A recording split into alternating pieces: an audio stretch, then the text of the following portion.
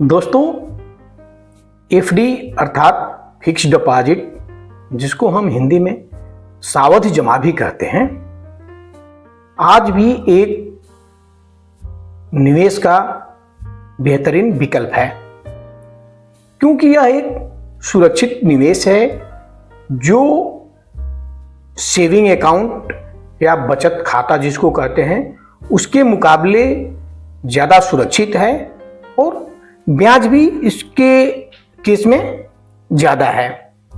सबसे बड़ी बात यह है कि एफडी आप अपने हिसाब से चुन सकते हैं, जैसे कि कितने राशि का करना है, कितने समय के लिए करना है और कब करना है।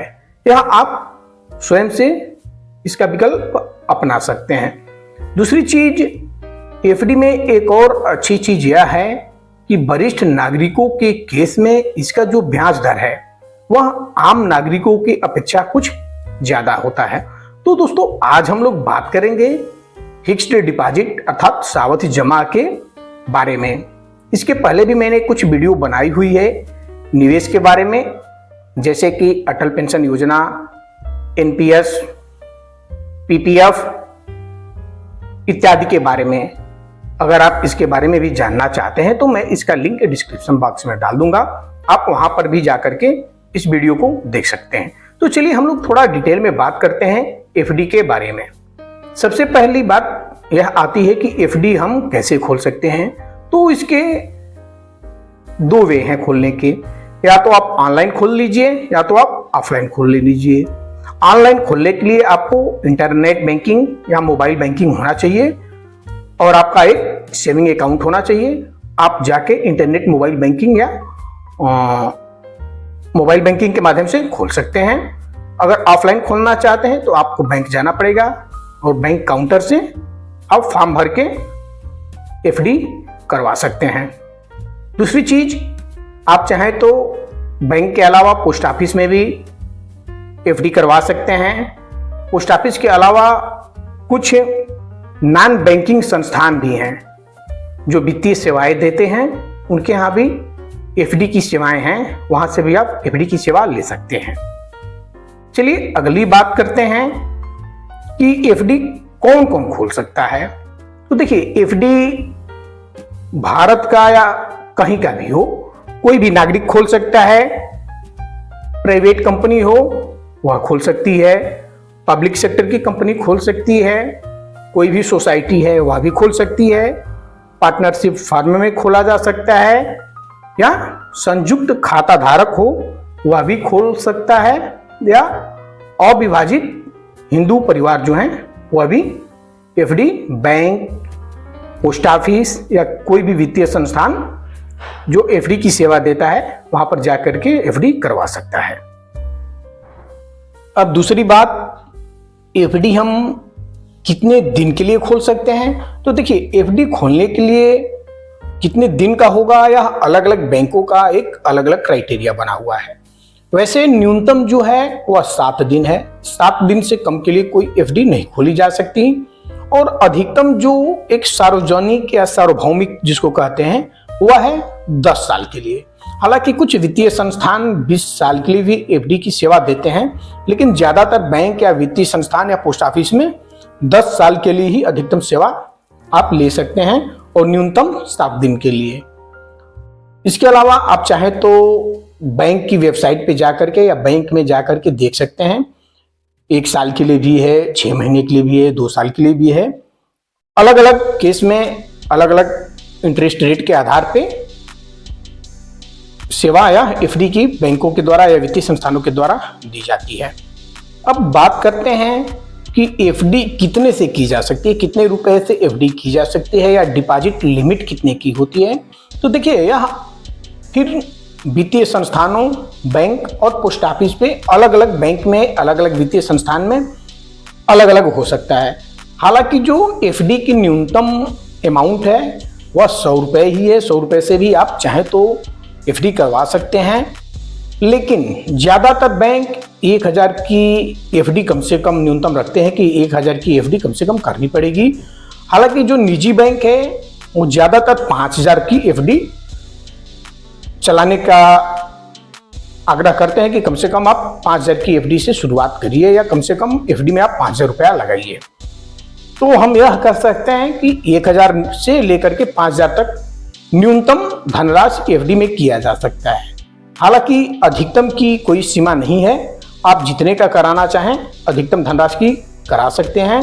न्यूनतम धनराशि हम मान के चलते हैं कि 1,000 से लेकर के 5,000 हो सकती है। अब एक सबसे महत्वपूर्ण बात यह आती है कि टैक्स हम इसमें कितना बचा सकते हैं। तो दोस्तों मैं आपको यह क्लियर कर देना चाहूँगा कि एफडी में आप 80C के अंतर्गत 1.5 लाख रुपए तक बचा सकते हैं।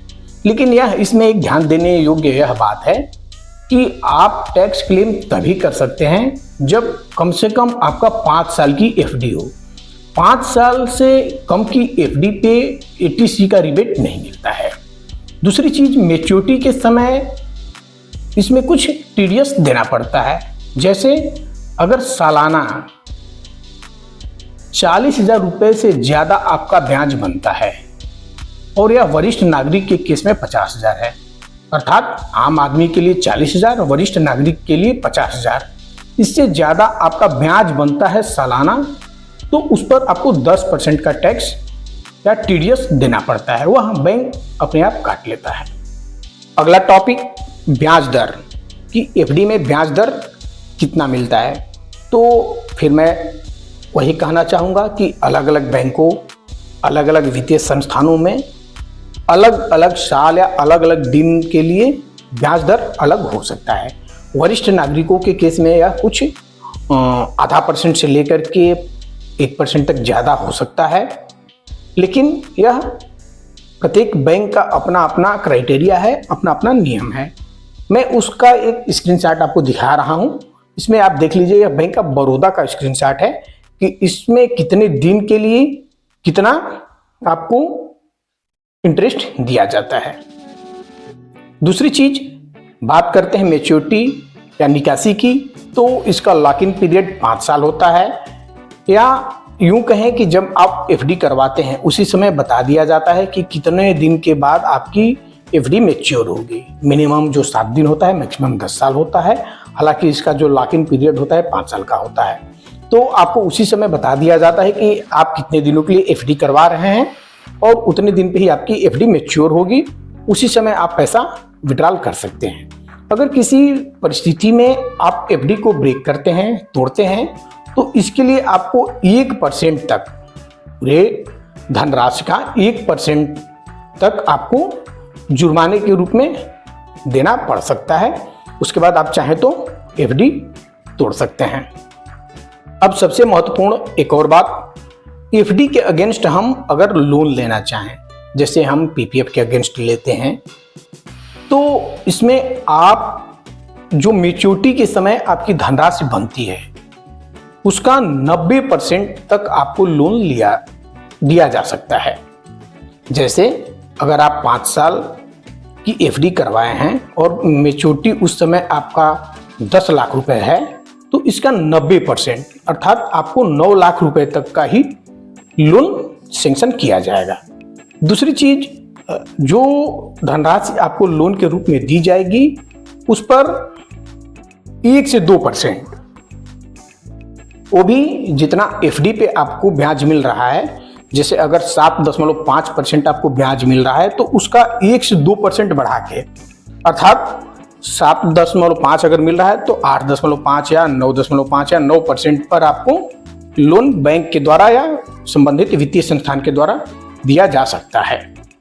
अब अंतिम पॉइंट हम लोग का होगा कि एफडी के अर्थात सावधि जमा के क्या फायदे हैं और उसका क्या नुकसान, या यूं कहें कि इसके गुण और अवगुण पे हम थोड़ा सा बात कर लेते हैं। देखिए, सबसे इसकी बड़ी खूबी यह है, इसका सबसे बड़ा फायदा यह है कि आप अपने आवश्यकता अनुसार समय के हिसाब से एफडी में इन्वेस्ट कर सकते हैं। जैसे आपको अगर साल भर बाद पैसा चाहिए, आपके पास कुछ पैसा है, आप साल भर बाद पैसा चाहते हैं, तो आप साल भर के लिए एफडी कर दीजिए और साल भर पूर्ण होने के बाद आप एफडी का पैसा ले सकते हैं। दूसरी चीज, आप 7 दिन से लेकर के 10 साल तक के लिए एफडी कर सकते हैं। तीसरी बात आती है कि इसमें 80C के अंतर्गत 1.5 लाख रुपए हम बचा सकते हैं, जो मैंने पहले ही बताया था कि, लेकिन उसमें एक कंडीशन यही लगा रहेगा कि कम से कम आपको 5 साल की एफडी करनी होगी। दूसरी चीज, इसमें बचत खाता अर्थात सेविंग अकाउंट के अपेक्षा ज्यादा ब्याज मिलता है। एक और बात, मार्केट का, इस पे मार्केट के उतार चढ़ाव का इस पे कोई फर्क नहीं पड़ेगा। जो एफडी की ब्याज आपको शुरुआत में बॉन्ड पे आपको लिख दी जाएगी या बता दी जाएगी, उसी के हिसाब से आपको पैसा मिलेगा।